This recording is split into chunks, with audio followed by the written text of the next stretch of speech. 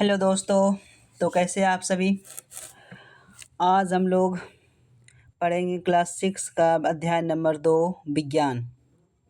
भोजन में क्या क्या आता है इसके बारे में हम लोग पढ़ेंगे। इसके पहले हम लोग कक्षा 6 का अध्याय नंबर 1 पढ़ चुके हैं। आप लोग अगर नहीं देखे हैं तो उसका वीडियो ज़रूर देख लें। उसमें क्वेश्चन आंसर भी हो चुका है उसका सारा। आज हम लोग अध्याय 2 पढ़ेंगे, भोजन में क्या क्या होता है। कक्षा 6 का है विज्ञान, बिहार बोर्ड का। कौन सा है? बिहार बोर्ड का है। तो आइए हम लोग पढ़ते हैं। इसमें बताया गया है,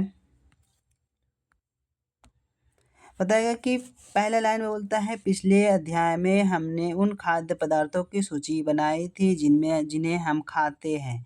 अपने राज्य के विभिन्न भागों में पाए जाने वाले विभिन्न भिन्न व्यंजनों के बारे में भी अपनी परियोजना कार्य किया था।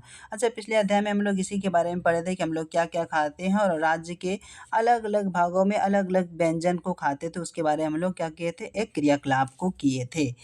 आज हम लोग जानेंगे कि हम सभी रोज़ भोजन में अलग अलग तरह के पके हुए खाद्य पदार्थ लेते हैं। जैसे कभी रोटी, भात, दाल, सब्जी, कभी सत्तू, अचार और कभी खिचड़ी, कभी बैंगन का भरता इत्यादि लेते हैं। भोजन में अनेक प्रकार के पके खाद्य पदार्थ के साथ कच्चे खाद्य पदार्थ के रूप में मूली, गाजर, टमाटर, अन्य हरी सब्जियों को सलाद के रूप में लेते हैं। ये सभी खाद्य पदार्थ से स्वादिष्ट भोजन या व्यंजन तैयार होता है तथा खाने से हमारी भूख मिटती है। अच्छा, इसमें कहा गया कि हम लोग हर रोज़ अलग अलग तरह के पके हुए भोजन लेते हैं, ठीक है। जैसे कि कभी रोटी लेते हैं, कभी भात लेते हैं, कभी सब्जी लेते हैं, कभी सत्तू लेते हैं, कभी अचार लेते हैं, कभी खिचड़ी लेते हैं, कभी बैंगन का भरता लेते हैं इत्यादि लेते हैं। इसके अलावा हम लोग कभी कभी कच्चे पदार्थ के रूप में भी लेते हैं, जिसका जैसे कि हम लोग सलाद लेते हैं, मूली, गाजर, टमाटर और अन्य हरी सब्जी को जिसको सलाद के रूप में लेते हैं। और ये जो सभी खाद्य पदार्थ जो स्वादिष्ट भोजन या व्यंजन तैयार होता है, ये खाने से हमारी क्या होती है। अच्छा, भोजन हम लोग क्यों खाते हैं? ताकि हमारा भूख मिट सके। क्यों खाते हैं? ताकि हमारा भूख मिट सके और उससे हमें क्या मिल सके, ऊर्जा मिल सके ना। इसलिए तो हम लोग भोजन खाते हैं। भोजन इसलिए खाते हैं ताकि हमारे भूख मिट सके और उस भोजन से हमें ऊर्जा मिल सके, ताकि हमको काम करने की शक्ति आ सके, ठीक है। देखिए तो बोलता है, यदि खाने में यदि एक ही खाद्य पदार्थ से पके हुए या बहुत कम भोजन करें तो हमें ताकत एवं स्फूर्ति नहीं मिल सकेगी। क्या बोलते हैं, यदि हम खाने में सिर्फ एक ही चीज़ खा लें, जैसे अगर भात है, सिर्फ डेली भात खा रहे तो क्या होगा, हमें ताकत नहीं मिलेगी और एक्टिव भी नहीं आएगा हमारे बॉडी में, ठीक है ना। ऊर्जा भी नहीं मिलेगी हमको उससे, ठीक है। तो इसलिए हम लोग को क्या करना चाहिए, हर रोज़ अलग अलग प्रकार के खाना खाना चाहिए, ठीक है। जिससे हमें क्या मिल सके, ताकत मिलेगी और उससे स्फूर्ति भी आएगी, एनर्जी भी आएगी, एक्टिव भी आएगा, ठीक है। आगे देखो तो इसमें बोल रहा है, अलग अलग खाद्य पदार्थ में क्या क्या हो सकता है। तो अलग अलग खाद्य पदार्थ में क्या क्या हो सकता है, देखिए तो आज हम लोग एक पहले क्रियाकलाप करते हैं। बोलता है कि हम जानते हैं कि प्रत्येक व्यंजन एक से अधिक प्रकार के कच्ची सामग्री से बना होता है। अच्छा, व्यंजन उसको कहते हैं जिसमें दो या दो से अधिक प्रकार की सब्जियों से कच्ची सामग्री को मिलाकर के जो तैयार करते हैं उसे क्या कहते हैं हम लोग, इसकी कि हम लोग को बनाना है दाल। तो दाल हम लोग कैसे बनाएंगे, कच्ची दाल लेंगे प्लस में सब पानी लेंगे तो यह क्या हो गया, एक व्यंजन हो गया। जैसे हम लोग को सब्जी बनाना है तो सब्जी में हम क्या लेंगे, आलू लेंगे प्लस बहुत सारे मसाला लेंगे, तब हम लोग को जाकर के क्या मिलेगा, आलू का व्यंजन मिलेगा, ठीक है। तो व्यंजन क्या करते हैं, दो या दो से अधिक कच्ची सामग्री का उपयोग करके व्यंजन बनाते हैं, ठीक है। तो इसमें बोल रहा है, प्रत्येक व्यंजन एक या एक से अधिक प्रकार के कच्ची सामग्री से बना होता है ना। हम जो हमें पौधों या जंतुओं से मिलते हैं कच्ची सामग्री, हम लोग को पिछले चैप्टर में पढ़े थे, कच्ची सामग्री कहाँ से मिलते हैं, या तो पौधों से मिलेगा, जंतु से मिलेगा। इसके अलावा कहाँ से मिलते हैं, इसके अलावा हम लोग को खनिज से मिलते थे, जैसे कि नमक।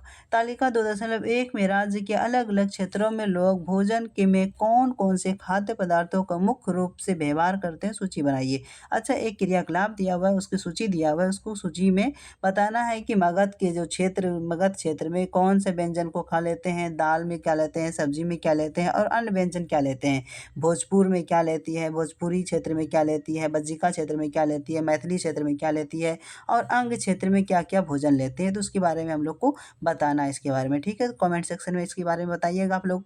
आगे देखिए तो इसके अलावा आगे बोलता है, क्या आप अपने राज्यों के अलावा दूसरे राज्यों के सामान्य भोजन के बारे में जानते हैं? बोलता है कि जैसे हम लोग बिहार के अपने बारे में जानते हैं कि क्या क्या खाना खाता है, बेसिकली भात, रोटी और सब्जी लेता है, आलू का सब्जी लेता है। उसी तरह से अलग स्टेट जैसे कि अ, आंध्र प्रदेश हुआ, तमिलनाडु हुआ, केरला हुआ, उसमें वहाँ पर कौन सी भोजन खाना खाया जाता है उसके बारे में बताना है आपको। जैसे कि केरल हुआ, केरल, कर्नाटक, तमिलनाडु, यहाँ पर कौन-कौन से भोजन खाते हैं वहाँ के लोग, तो उसके बारे में हम लोग को तालिका में इसमें बताने के लिए कहा गया है, ठीक है।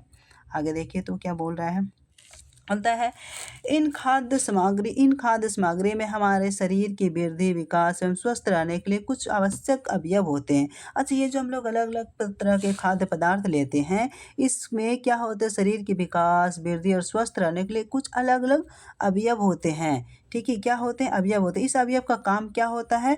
इस अवयव का काम होता है हमें ज़रूरत के हिसाब से न्यूट्रिएंट्स पोषक प्रदान कर सके, ठीक है। इन अवयवों को हम पोषक तत्व कहते हैं। इसी अवयव को क्या कहते हैं? पोषक तत्व कहते हैं। जो अलग-अलग खाद्य सामग्री लेते हैं उसमें जो कुछ अवयव होते हैं उस अवयव को क्या कहते हैं?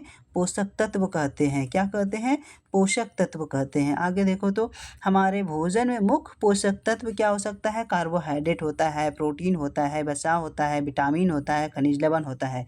अच्छा, हमारे भोजन में मुख्य रूप से क्या हो सकता है? कार्बोहाइड्रेट होता है, प्रोटीन होता है, वसा होता है, विटामिन होता है, खनिज लवण होता है।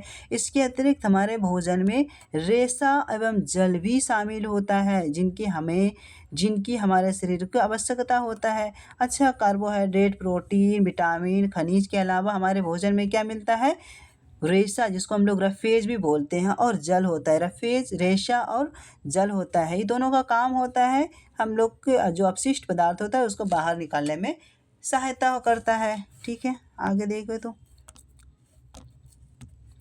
बोलता है, क्या क्या सभी खाद्य पदार्थ में ये सभी पोषक तत्व उपलब्ध होते हैं? अच्छा, बोल रहा है क्या कि जो अभी हम लोग पढ़े थे पोषक तत्व, कार्बोहाइड्रेट, प्रोटीन, वसा, विटामिन, खनिज लवण, रेशा और जल, कि ये सभी खाद्य पदार्थों में पोषक तत्व उपलब्ध रहते हैं। सब कुछ उदाहरण विधियों से हम यह जान सकते हैं कि कच्ची सामग्री या पके हुए भोजन में कौन-कौन से पोषक तत्व उपस्थित होते हैं। तो आइए हम लोग जानते हैं कि किस फल में कौन सा पोषक तत्व उपस्थित होते हैं। जैसे कार्बोहाइड्रेट, प्रोटीन, वसा की जाँच अन्य पोषक तत्वों की जाँच की अपेक्षा सरल है। क्या बोलता है? कार्बोहाइड्रेट, प्रोटीन और वसा की जाँच करेंगे और बताएँगे कि कौन सा फल में, कौन से सब्जी में, कौन सी कच्ची सामग्री में क्या-क्या पाया जाता है, ठीक है। वो कार्बोहाइड्रेट जो का हमारे भोजन में एक मंड के रूप में होता है। अच्छा, कार्बोहाइड्रेट जो होता है हमारे भोजन में किसके रूप में होता है? मंड के रूप में होता है। मंड मतलब स्टार्च के रूप में होता है, ठीक है। मंड की उपस्थिति की जाँच कर हम कार्बोहाइड्रेट की उपस्थिति जाँचते हैं। अच्छा, हम लोग को पता करना होगा कि कौन से सामग्री में कार्बोहाइड्रेट है या नहीं है, तो कैसे हम लोग ज्ञात करेंगे? तब हम लोग जानेंगे कि मंड की उपस्थिति जाँच करके बताएँगे कि उसमें कार्बोहाइड्रेट है कि नहीं है। किसी भी सामग्री में अगर कार्बोहाइड्रेट का पता लगाना होगा तो उसमें मंड की उपस्थिति जानना होगा। मंड होगा तो कार्बोहाइड्रेट होगा, मंड नहीं होगा तो कार्बोहाइड्रेट नहीं होगा, ठीक है। जैसे आलू है, आलू में अगर मंड है तो कार्बोहाइड्रेट होगा, अगर मंड नहीं होगा तो कार्बोहाइड्रेट नहीं होगा। जैसे कि भात है, भात में अगर कार्बोहाइड्रेट है, मंड है तो कार्बोहाइड्रेट भी होगा, ठीक है। आगे देखिए तो आगे क्या बोला गया है? तो आइए हम जाँच करें कि कार्बोहाइड्रेट है या नहीं है। देखिए तो हम लोग कैसे जाँच करेंगे कार्बोहाइड्रेट का? बोलता है, इन जाँचों को करने के लिए आपको टीचर आयोडीन, कॉपर सल्फेट और कास्टिक सोडा की ज़रूरत होगी। किसकी? कार्बोहाइड्रेट की अगर जाँच करना होगा हमें तो किसकी ज़रूरत होगी? टीचर आयोडीन की, कॉपर सल्फेट की, कास्टिक सोडा की। तो इससे क्या होगा कि हम लोग जाँच कर पाएँगे, ठीक है, ये सारी सामग्री रहेगा तो। बोलता है, कुछ प्रश्नावलियाँ डॉपर की भी ज़रूरत होगी और कुछ डॉपर प्रश्नावली की भी ज़रूरत होगी, ठीक है। आगे देखो तो इन जाँचों को पके हुए भोजन तथा कच्ची सामग्री पर करें। अच्छा, इन जाँचों को कहाँ पर हम लोग को प्रयोग करना है? पके हुए भोजन पर और कच्ची सामग्री पर, ठीक है। जाँच से प्राप्त अवलोकन को तालिका 2.3 में दिखाए गए तरीकों के अनुसार ही लिख सकते हैं, ठीक है। अध्याय 1 तालिका 1.3 में कुछ खाद्य पदार्थ लिखे गए थे। अच्छा, हम लोग इसके पिछले चैप्टर में पढ़े थे। अध्याय 1 के 1.3 तालिका में कुछ खाद्य पदार्थ, उसी से हम लोग जाँच करना है, ठीक है। और तो हम लोग कैसे इसके बारे में जाँच करते हैं? बोलता है, आयोडीन के तनु विलयन बनाने के लिए आयोडीन की तनु विलयन बनाने के लिए जल से भरी आधी प्रखनली में थोड़ी मात्रा में 8 से 10 बूंद टीचर आयोडीन मिला दीजिए। ठीक है, क्या बोलता है कि आयोडीन का एक तनु विलयन लीजिए, उसमें थोड़ी मात्रा में प्रखनली में क्या मिला देना है, टीचर आयोडीन मिला देना है। ठीक है, उसके बाद लास्ट हम लोग पढ़ लेते हैं, क्या बोलता है, जिस दिन आप भोजन की जांच हो उस दिन आप घर से तालिका को दिखाए तरह तरह के खाद्य पदार्थ की पुड़िया बनाकर ले जाएं। अच्छा, जब जब हम लोग जांच करें कार्बोहाइड्रेट का, तो भोजन पका हुआ लेकर के जाएं स्कूल में, और फिर वहाँ पर हम लोग चेक करें, जैसे कि दूध, तेल, घी जैसी चीज़ों को छोटी छोटी रसों में लेकर आए। यदि किसी खाद्य पदार्थ में मंड हो तो उसका आसानी से परीक्षण कर सकते हैं।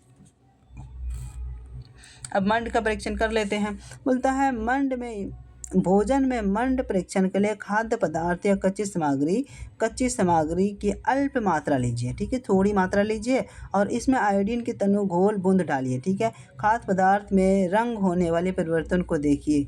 क्या यह नीला या काला रंग हो गया? नीला या काला रंग मंड की उपस्थिति को क्या करता है?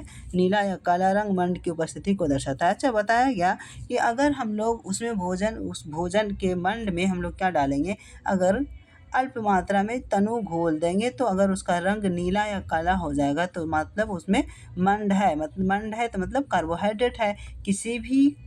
किसी भी खाद्य सामग्री में अगर तनु घोल डालेंगे तो उसका रंग अगर नीला या काला हो गया तो उसमें मंड है तो मतलब कार्बोहाइड्रेट भी उस सामग्री में होगा। ठीक है, तो फिर आज हम लोग इतना सही रहने देते हैं, आगे का हम लोग अगले दिन पढ़ेंगे। ठीक है, तो इस चैनल को आप सब्सक्राइब करें ताकि आगे का वीडियो आपको मिलता रहे। ठीक है, इस पर क्वेश्चन आंसर भी कराया जाता है, पहले टॉपिक पढ़ाया जाता है, उसके बाद इसका क्वेश्चन आंसर कराया जाता है। ठीक है, तो हमारे चैनल पर जुड़े रहे, इसी चैनल पर आपको हर रोज़ वीडियो मिलेगा। ठीक है, पूरा बिहार बोर्ड का साइंस 6 से लेकर के 10 तक।